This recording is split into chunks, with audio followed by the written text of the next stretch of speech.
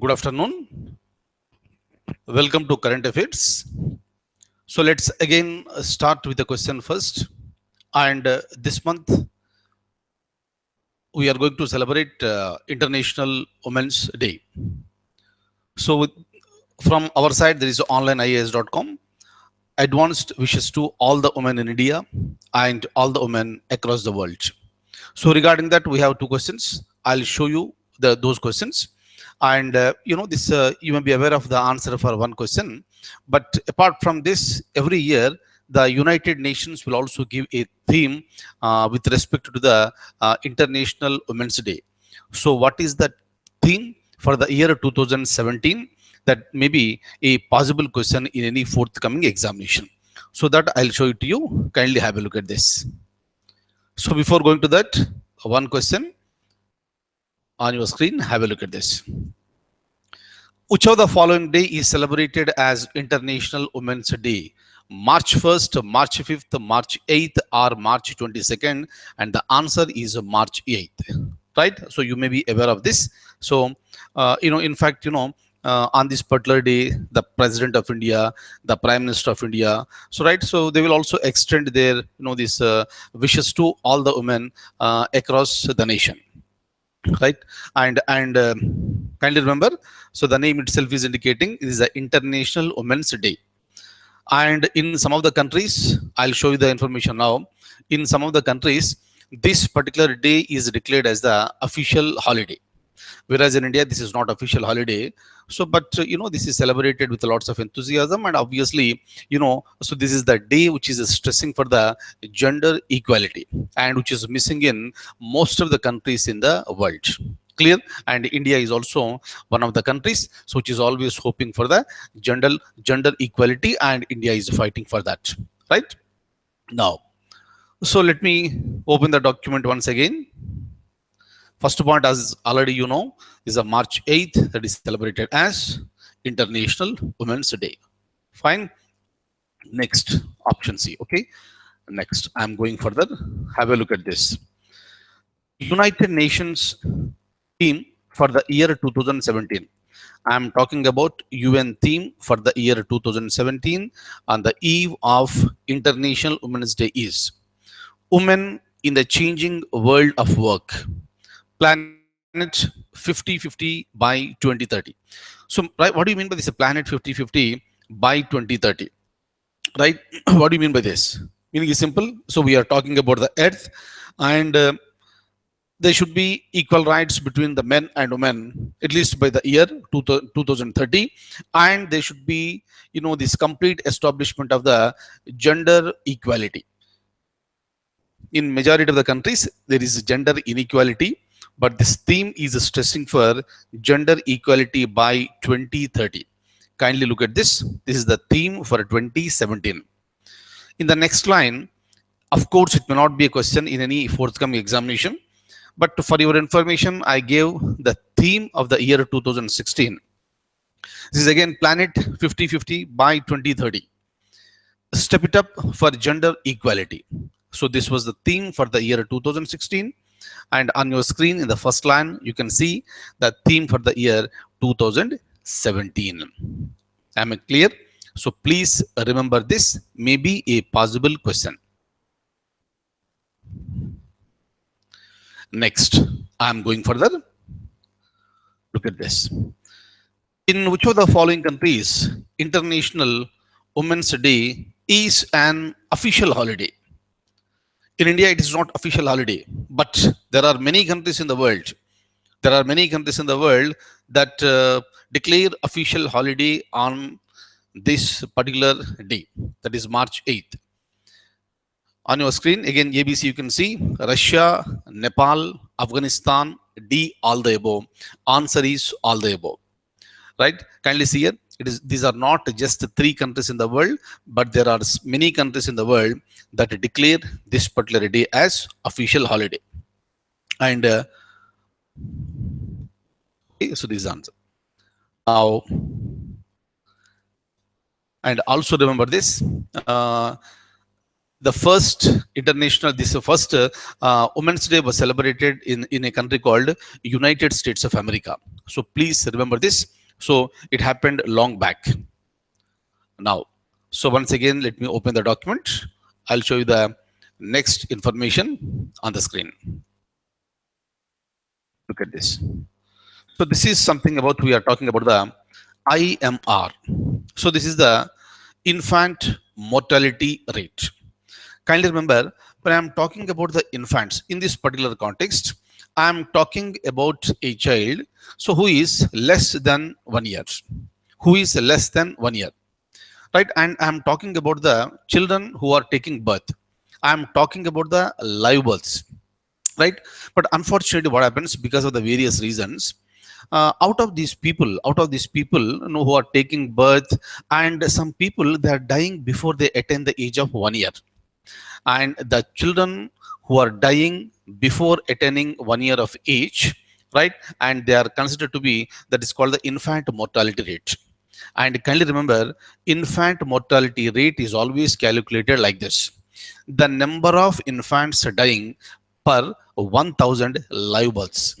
Clear? I am mentioning very clearly 1000. So the number of infants dying for 1000, you know, this is live births. So in India, you know, the average is 41, meaning 41 infants are dying for every 1000 live births. So this is really a very, very high one. And if you look at the developed nations, so the average is 6. That I am talking about the developed nations. So meaning the technology is improving. So you have the medical technology to save the lives of these infants, right? But India is, you know, is on the way of becoming a developed nation. It will happen over a period of time. But with respect to the medical technology, we are also advanced.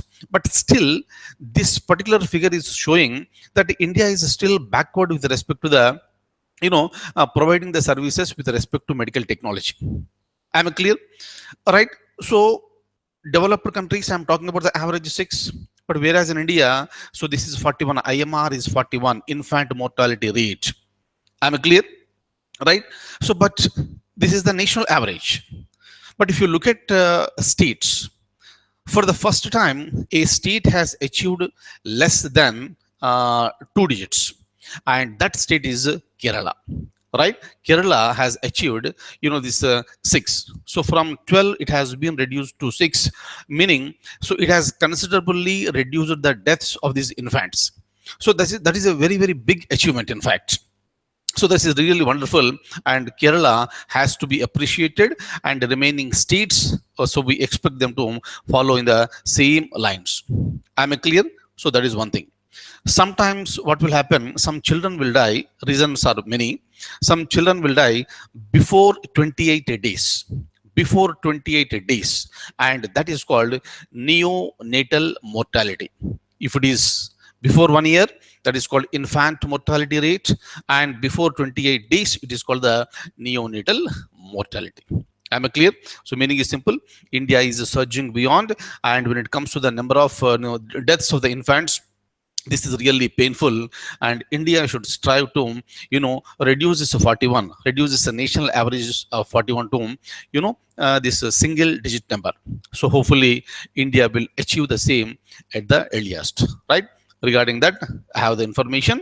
Please have a look at this. Look at this. So this is the number of infants die under the age of 1 year per 1000 live births. Kindly remember, first of all, you should know what exactly is the infant mortality rate. So then, so you will be able to understand the whole concepts. Okay, right. So this is the number of infants dying under the age of 1 year per every 1000 live births, right? And this is meaning IMR is 6, average 6 in the developed nations. But when it comes to India, look at this. India, according to the National Family Health Survey of 2015 and 16, IMR is 6 in Kerala. IMR is 6 in Kerala, and this is the lowest in the country. It's a wonderful, wonderful achievement. Clear? Meaning, just like, you know, the developed nations, like, you know, United States of America, where they maintain this at 6, and Kerala, also achieved this. Look at this. Since the year 2009, Kerala got stuck at 12, meaning IMR was 12 and it has been reduced to 6 now. I am talking exclusively about Kerala. But when it comes to IMR in India, please remember this. Very painful, very, very painful. 41, right? Next. When it comes to last point, please make a note of this. If an infant dies in 28 days, this is called neonatal mortality. Am I clear?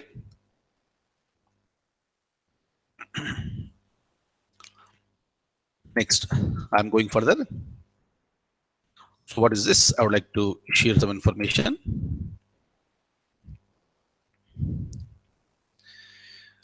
You have the highly prestigious services in India, like Indian Administrative Service, this IAS, right? Indian Police Service, IPS, and various services are there, right? So, and as we know, right now we have 3 All India services, and the remaining all the services are considered to be the, central services. 3 All India services are IAS, IPS, and Indian Forest Service. Indian Forest Service, right? And if you look at these 3 and remaining all central services, this examination is conducted by UPSC, and so it is real. These are all the really prestigious services, and the people, this work, this very hard, they struggle, so they completely dedicate to get into these services, right? And after getting into the service, what happens, you must be aware of this one: preliminary examination, main examination, interview, the so-called personality test, and after that, the final list will be released, and the people who are selected for various services, they will be allotted, right?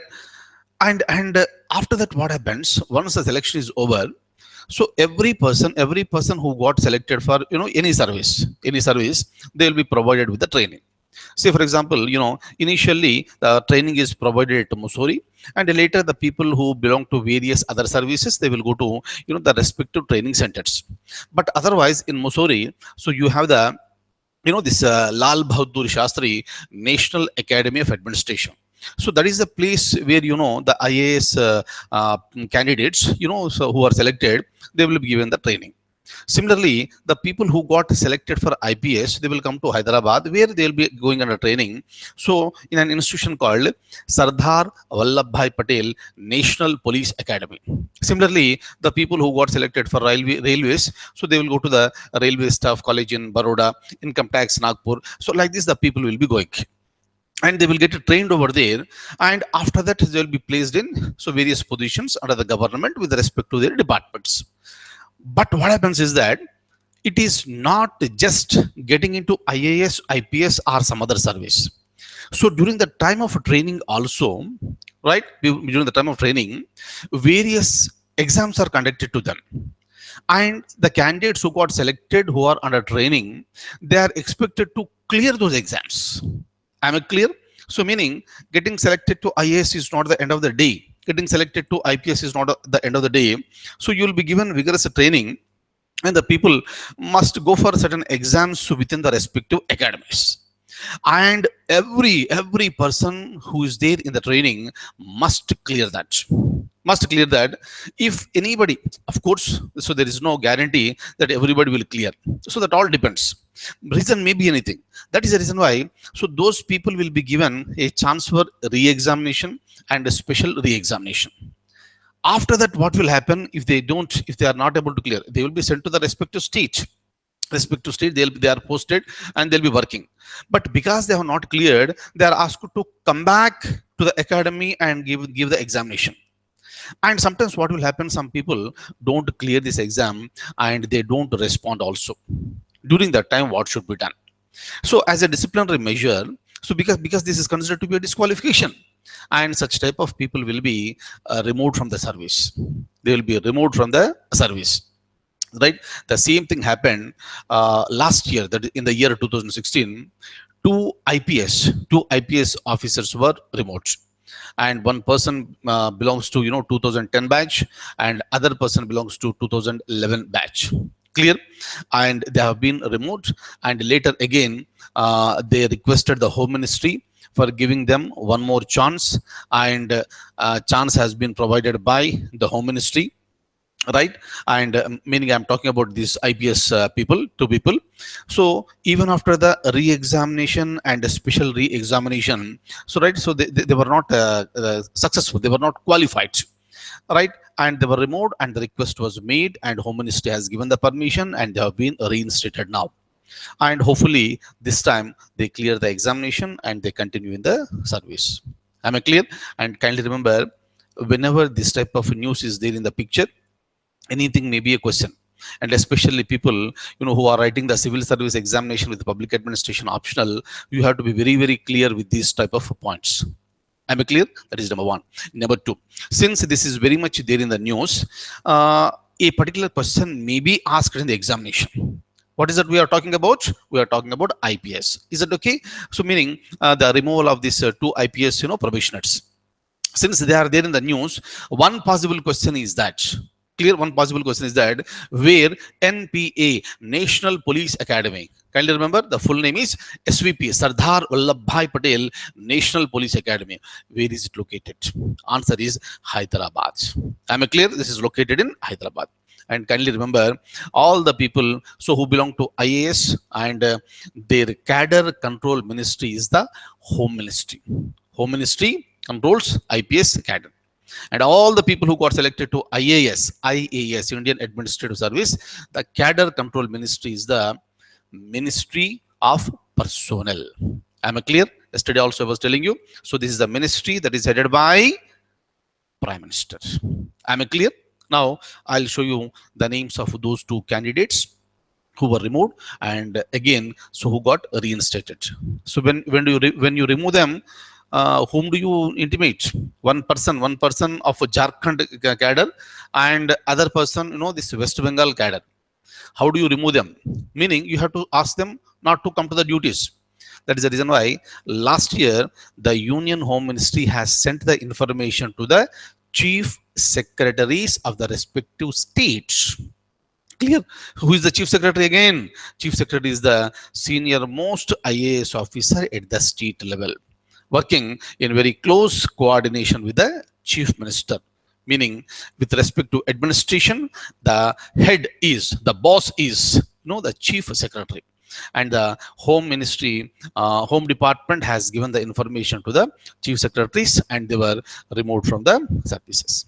Clear? And the point is that they have been reinstated, and we wish them a very, very good luck, so that both these candidates must clear the, this examination in the police academy, and they should continue, they should get qualified, and they should continue with the service, right? So who are they? I'll show the information now. Kindly have a look at this.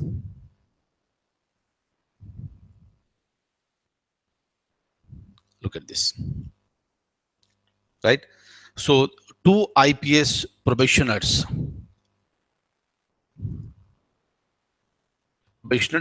of 2010 and 2011 batch were decommissioned by the Home Ministry in the year 2016 after they failed to turn up, compete, and qualify.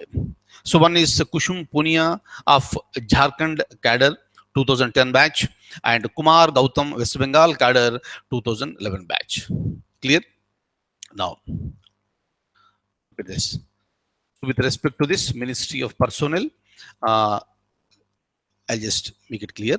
One moment. Yeah. Please look at this important one. Ministry of Personnel is the IAS Cadre Control Authority. Home Ministry is the IPS Cadre Control Authority. Please remember this one.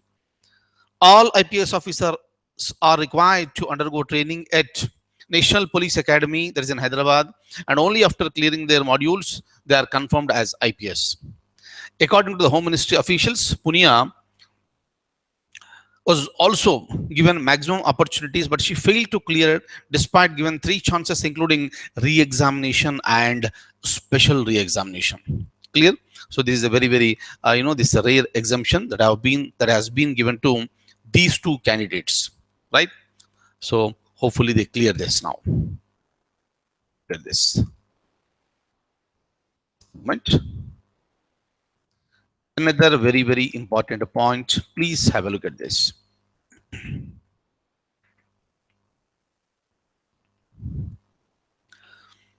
Which of the following document is a must from the year 2017-18 for booking railway tickets?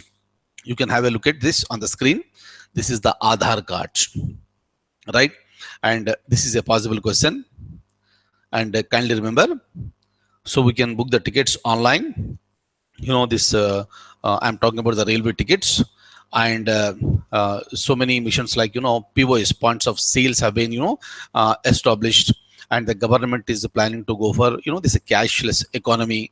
And this is encouraging more digital, you know, these transactions. And with respect to, you know, this railway online booking, we are not new to that. It is being happening. So but you are encouraging this, right? So but the idea is that, but the problem is that, you know, the so-called the middlemen or the brokers, so they are booking so many tickets and they are selling those tickets, you know, at very higher rates. And for the common people, they are not available even after, you know, waiting for a long period of time also. So in order to curb that one, so the unique identity is coming into picture now. So whether you book through any app by mobile or any by this electronic mechanism, so we need to provide our Aadhaar number. That is a must. Clear? So previously, so any document can be, you know, we can click it and we can carry the document along with us. But from now onwards, it is compulsorily Aadhaar. Clear? This is the Aadhaar number. So this is the unique identification number that must be there. Definitely it is going to curb all the malpractices that are being played by, so these brokers or this middlemen, and only the right people so will be getting the tickets. So one is the, so this is one of the wonderful measures that has been taken by, you know, this railway measures that is going to be implemented so very very soon. So right, in the examination there may be a possible question, so which is that card? Answer is the Aadhaar card.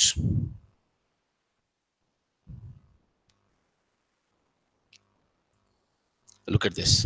Okay, please remember, these type of questions are asked in any examination. Next, another important one, another important one, of course, which is always there in the news, this country, that is Bangladesh, India's neighbor, and you know the location of this. So now the point is that which of the following Indian states shares longest border with Bangladesh? You may be aware of this. You may be aware of this, but still it's a question. Why? I'll tell you now. So look at the question and come to a conclusion. A. Tripura, B. Assam, C. Meghalaya, D. West Bengal.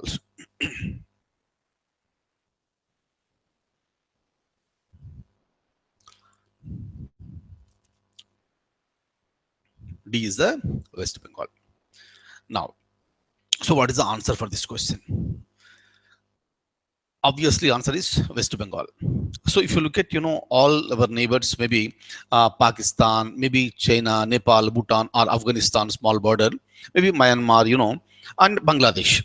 So when you compare, you know, this all these nations, India shares the longest border with this Bangladesh. Clear? Bangladesh was the East Pakistan, which was got liberated in the year 1971, and today we are calling it Bangladesh, right? So we know this. So but otherwise what happens, we always have a complaint that lots of fake currency is coming to India through these borders. Clear? Of course we have various borders, and this is also one of the borders where, you know, the lots of fake currency is entering into India, and smuggling of the cattle, you know, drugs, that is also happening. And because of the problems within Bangladesh, so lots of people are getting, you know, this migrated to India, right? Refugees have come, and you know, sometimes, you know, these infiltrations are also happening, so which are always very very dangerous for the nation. Clear? And you know the location of this Bangladesh, on three sides it is covered with, you know, this it has the borders with Indian states, and out of all these Indian states, it is sharing larger boundary with West Bengal. Clear? But why I'm talking to you regarding this? India and, you know, this Bangladesh, we have come to an agreement that we want to go for 100% of the border fencing. So if you have the proper fencing system, then obviously, so you will stop this infiltrations, you can stop the entry of this fake currency, you know, smuggling of this you know, this cattle and all these things, drugs can be stopped. But look at the boundary, the total boundary, it is more than 4,000 kilometers. More than 4,000 kilometers boundary is there, right? And obviously, you want to go for the fencing for the whole 4,000 kilometers. Of course, that will incur lots of expenditure, that will take a lot of time, but we are working on a time bound project. And what is the deadline for going for the 100% fencing of the borders between India and Bangladesh? Kindly remember, and please remember. So, with respect to the IR, international relations, between India and Bangladesh, foreign relations. This is one important point, and the deadline is the year 2019, and by now 50% is already over. But so you need to acquire land for going for the fencing, and that acquiring land is really a very very difficult thing. Of course, the state governments like West Bengal, they have already formed these committees, and they're already working to acquire the land. And hopefully, we are in the year 2017, just 2 years away, and the experts are saying that it may be difficult. It may be difficult to complete by the year 2019. Am I clear? So maybe if it is extended by 1 or 2 years also, that has to be completed to curb all the menace. All right. But for our examination point of view, right? So what is the deadline? Answer is the year 2019. So by that time, the whole fencing has to be completed between India and Bangladesh. Am I clear?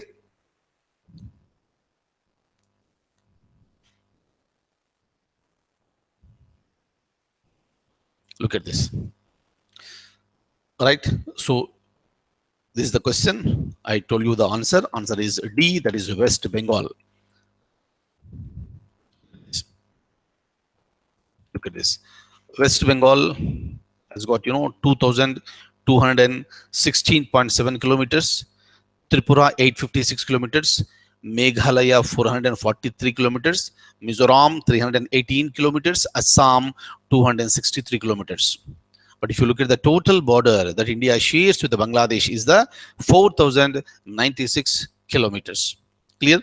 The year 2019 is the deadline for completing the fencing. So far, 50% is fenced. Okay. And what is the aim of this project? The aim is to curb infiltration, smuggling of cattle, and fake Indian currency notes. Okay.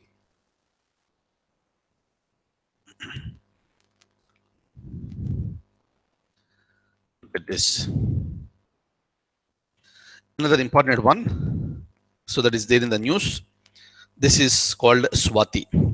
Okay, of course, you can see the answer also on the screen, but please read, this is ABCD, but the answer is D here. So with respect to Swati, this is a weapon locating radar for the army, and this is developed by DRDO, Defense Research and Development Organization. So that organization has developed a radar, and it has been named as Swati, right? And what exactly is this? What is this Swati? First of all, if you, especially if you look at this line of control, LOC, so that divides this India and Pakistan, and lots of armor is present over there. So maybe shells or other torpedoes that may be there, and it is necessary for you to locate where exactly are there. So depending on that one, our army can gear up. For this reason, right, you cannot enter every time. You cannot, right? Last year we have, we went for the surgical strikes. So, but every time you cannot do that. So, but you, by using certain technology, you should be able to identify, right? So where exactly they are located. And if they are really dangerous for the nation, then you can go for the attack and you can smash everything over there. But location is very very important. That is the reason why this radar locating, this instrument has been, this weapon locating radar has been designed, developed and tested, right? And who developed this? Answer is the DRDO. Clear? And it has been handed over to the Indian Army also. It has been successfully tested at LOC, line of control. What is the name of that radar? Answer is Swati. Am I clear? Next, I have some more information with respect to Swati, right? I'll show you that. Have a look at this.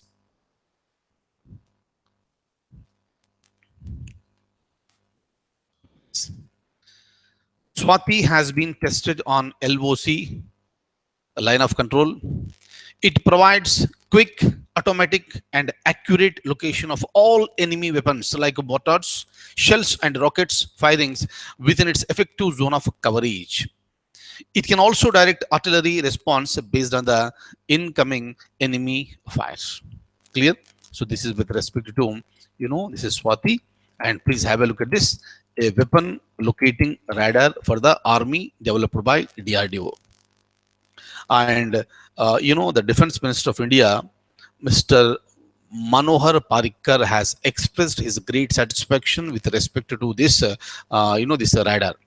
And and kindly remember, this is indigenously developed one. That's the most beautiful thing. We did not import this one from anywhere, and we developed this on our own. Meaning, we have a technology for such type of development of these radars. Obviously, what will happen? So right, so you can design and develop more, and you can sell it to some other countries. Every country requires it.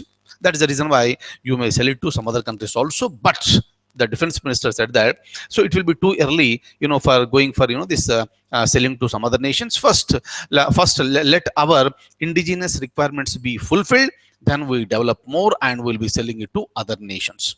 Clear? So meaning is simple. India is developing this new technologies which are not just useful for Indian security, but India can also go for certain business with some other nations.